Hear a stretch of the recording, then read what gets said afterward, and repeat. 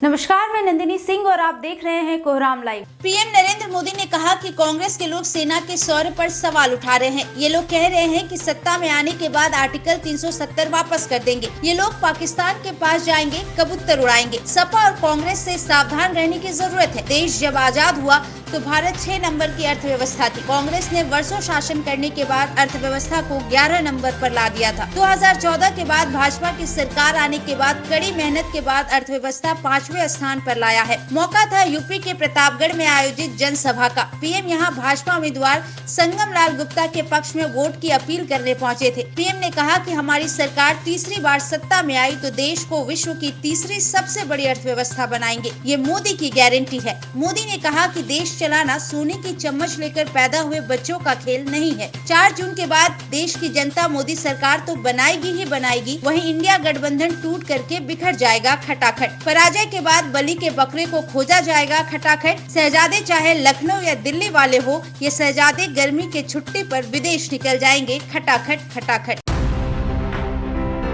झारखंड के ग्रामीण विकास मंत्री आलमगीर आलम से ईडी 6 दिनों तक पूछताछ करेगी। पीएलएमए कोर्ट ने 6 दिनों की रिमांड की मंजूरी ईडी को दे दी है। ईडी ने कोर्ट से 10 दिनों की रिमांड का आग्रह कोर्ट से किया था। ईडी के स्पेशल जज प्रभात कुमार शर्मा के 6 दिनों की रिमांड की मंजूरी दी। रिमांड की अवधि कल यानी शुक्रवार से शुरू होगी। मंत्री आलमगीर आलम को 2 दिनों की पूछताछ के बाद ईडी ने बीती रात अपनी कस्टडी में ले लिया था। मंगलवार को उनसे 9 घंटे और बुधवार को करीब 6 घंटे पूछताछ की गयी। इसके बाद आज यानी गुरुवार के दिन पीएलएमए कोर्ट में पेश किया गया। रिमांड मिलने के बाद मंत्री को होटवार जेल शिफ्ट कर दिया गया। बीते 6 मई को मंत्री आलमगीर आलम के पीए संजीव लाल और उसके नौकर जहांगीर के ठिकानों से 35 करोड़ रुपए मिलने के बाद ईडी ने मंत्री पर शिकंजा कसा। पीए संजीव लाल को सस्पेंड कर दिया गया है। फिलहाल पीए संजीव लाल और नौकर जहांगीर भी ईडी के रिमांड पर है।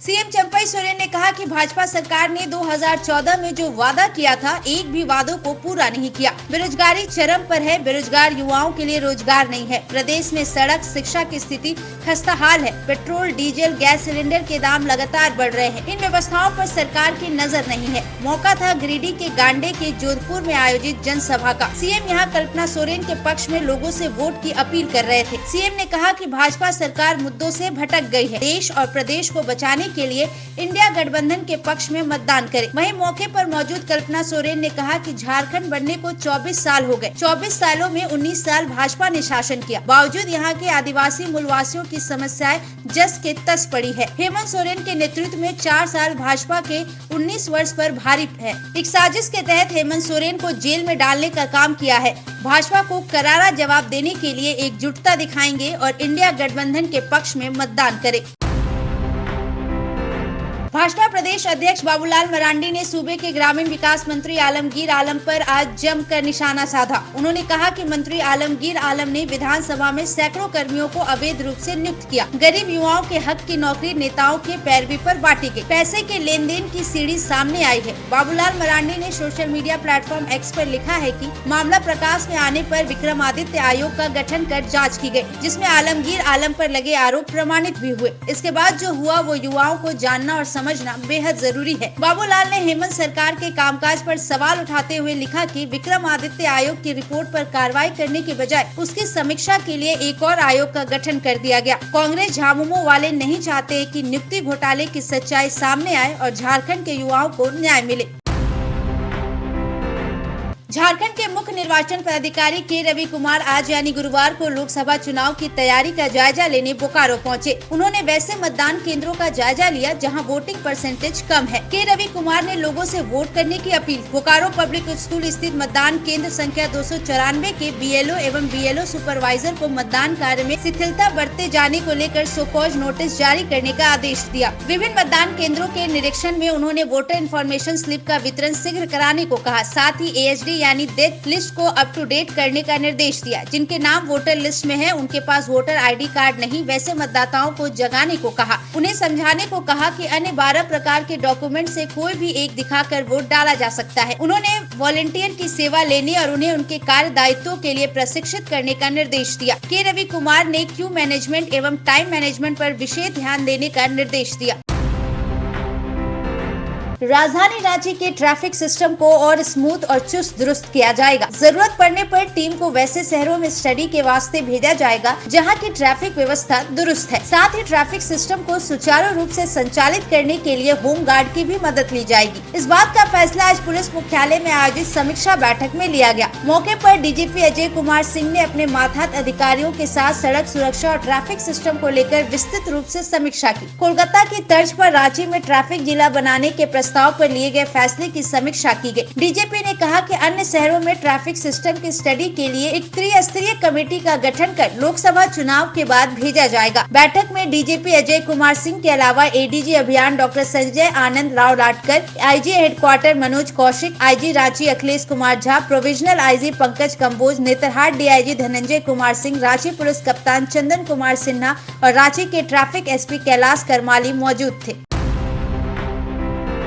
सरकार ने आमतौर पर इस्तेमाल की जाने वाली 41 दवाओं और 6 फॉर्मुलेशन की कीमतें घटा दी हैं। एनपीपीए फार्मास्यूटिकल और नेशनल फार्मास्यूटिकल प्राइसिंग अथॉरिटी के एक नोटिफिकेशन के अनुसार डायबिटीज, शरीर में दर्द, दिल की बीमारी, लीवर की समस्याएं, एंटासिड, संक्रमण, एलर्जी, मल्टीविटामिन और एंटीबायोटिक्स के लिए इस्तेमाल की जाने वाली दवाओं की कीमतें घटाई गई हैं। एनपीपीए के एक वरिष्ठ अधिकारी ने मीडिया को बताया कि दवाओं और फॉर्मुलेशन की कीमतें बदलना एनपीपीए जैसी नियामक संस्था के लिए सामान्य काम है। हम ये सुनिश्चित करते हैं कि जनता के लिए जरूरी दवाओं की कीमतें नियंत्रण में रहे और वे किफायती हो। भारत में 10 करोड़ से ज्यादा डायबिटीज के पेशेंट हैं। इस कीमत में कमी से उन कई मरीजों को फायदा होगा जो दवाओं और इंसुलिन पर निर्भर है। ये फैसला एनपीपीए के 141वीं बैठक में लिया गया, जो दवाएं की कीमतें तय करने वाली एक नियामक संस्था है। झारखंड, बिहार सहित उत्तर पश्चिमी भारत के कई राज्यों में कुछ दिनों की राहत के बाद तपती गर्मी और लू से लोगों का हाल बेहाल है। दिन चढ़ने के साथ तपिश बढ़ने लगती है। 11 बजे के बाद घर से निकलना मुहाल है। चिलचिलाती धूप ऐसी मानो शरीर का पानी सोख ले। गर्मी और लू को लेकर आईएमडी ने अलर्ट जारी किया। हरियाणा, पंजाब, राजस्थान और दिल्ली के लिए ऑरेंज अलर्ट जारी किया है। वहीं झारखंड, बिहार, उत्तर प्रदेश, पूर्वी राजस्थान, मध्य प्रदेश, गुजरात, गंगेय पश्चिम बंगाल और उड़ीसा के लिए येलो अलर्ट जारी किया गया है। आईएमडी के अनुसार अगले 5 दिनों के दौरान उत्तर पश्चिमी भारत में लू चलने की आशंका है। सबसे ज्यादा असर दिल्ली, राजस्थान, पंजाब और हरियाणा में देखने को मिलेगा। साथ ही मौसम विभाग ने ये भी कहा है कि 18 मई से पूर्वी और मध्य भारत में भी गर्मी अपना नया रूप दिखाएगी। राजधानी दिल्ली में शनिवार तक तापमान 45 डिग्री सेल्सियस तक पहुंच सकता है। ऐसे ही झारखंड और देश दुनिया की झटपट खबरों के लिए बने रहिए कोहरामलाइव.com के साथ।